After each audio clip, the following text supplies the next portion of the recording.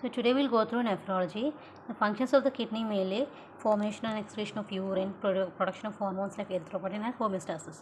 Screening is mainly done serum creatinine level, urine routine examination, and ultrasonography, kidney, urinary bladder, and the GFR estimation. Normal level is 122 plus or minus 25 ml per minute per 1.7 meter square. And in mild kidney disease, the GFR will be more than 90, and moderate 45 to 59. Severe, it will be 15 to 29, and less than 15 is indication of dialysis. So normal 120 plus or minus 25. In mild kidney disease, GFR is greater than 90, moderate 45 to 59, severe 15 to 29, and GFR less than 15 means you have to do dialysis. And in urine analysis, proteinuria, albuminuria, hematuria and all should be checked. And there will be significant bleeding to be considered only when there is 3 to 100 RBCs or more, that too in 3 occasions. And if there is more than 100 RBCs on a single occasion, we can take it as gross hematuria. Now about cast and sediments, hyaline cast is seen in acute kidney disease, and muddy brown cast is seen in acute tubular necrosis. WBC cast is seen in pyelonephritis. Waxy cast is seen in chronic kidney disease, and RBC cast is seen in acute glomerulonephritis. This muddy brown cast is a previous question. It is seen in acute tubular necrosis. Then waxy cast in chronic kidney disease, WBC cast in pyelonephritis, RBC cast is seen in acute glomerulonephritis, and hyaline cast is seen in acute kidney injury. Now moving on to nephrotic syndrome, it is mostly seen in children than adults, and in children minimal change disease is the main cause. In adults, membranous glomerulonephritis is the main cause. There will be loss of proteins, and there is a triad of proteinuria, hypoalbuminemia and edema. Proteinuria, hypoalbuminemia and edema. Proteinuria, that is more than 3 grams per 24 hours. Hypoalbuminemia, in this antithrombin 3 is lost with the albumin, okay. So coagulation will not take place, and thromboembolism occurs, okay. Edema, there will be periorbital edema, ascites, pedal edema and all, okay. So what is the triad? Proteinuria, hypoalbuminemia and edema. Proteinuria more than 300 grams per 24 hours. And the diagnosis definitely test is the renal biopsy. Fused podocytes can be seen on electron microscopy. Treatment is by steroids. So to sum up nephrotic syndrome, it is more in children than adults. Children due to minimal change disease. In adults, it is due to membranous glomerulonephritis. And there will be the loss of proteins. The primary proteinuria, hypoalbuminemia and edema are the triad. Proteinuria, hypoalbuminemia and edema. Proteinuria, it will be more than 3 grams per 24 hours. And the definitive diagnosis is by renal biopsy. Fused podocytes can be seen, and frothy urine will be there. And there are secondary causes of nephrotic syndrome.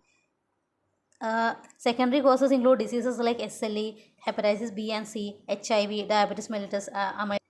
So there is a triad: proteinuria more than 3 grams per 24 hours, edema, and hypoalbuminemia less than 30 grams per dl. And now the complications include renal vein thrombosis. As we already said that antithrombin 3 will be lost, right? Then there will be sodium retention, hypercholesterolemia, and the management is by steroid and fluid restriction. Okay, there will be frothy urine, a point to be remembered. Next one is nephritic syndrome.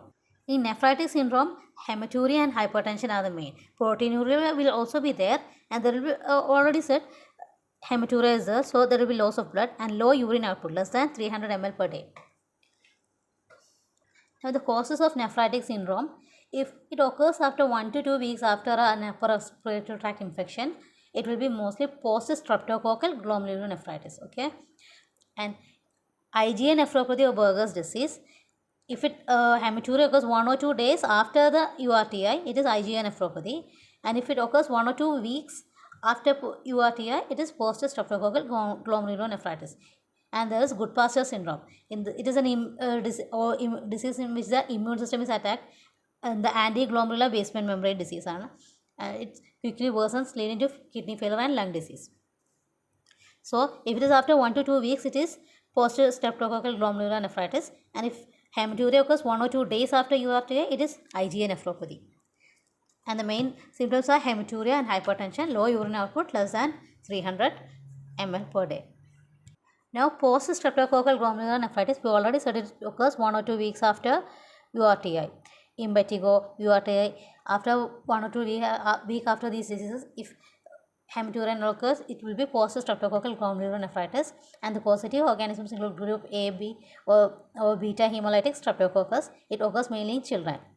And the symptoms include decreased urinary output, cola or tea-colored urine. There will be hematuria, right? So, cola or tea-colored urine and proteinuria.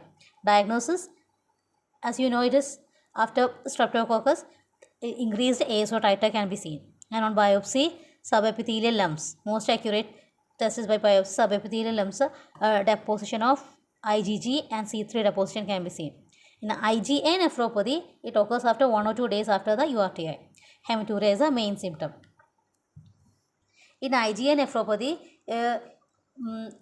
IgA antibody increases and get deposited in the kidneys. It causes the inflammation and damage of the kidneys. It occurs mainly in young males.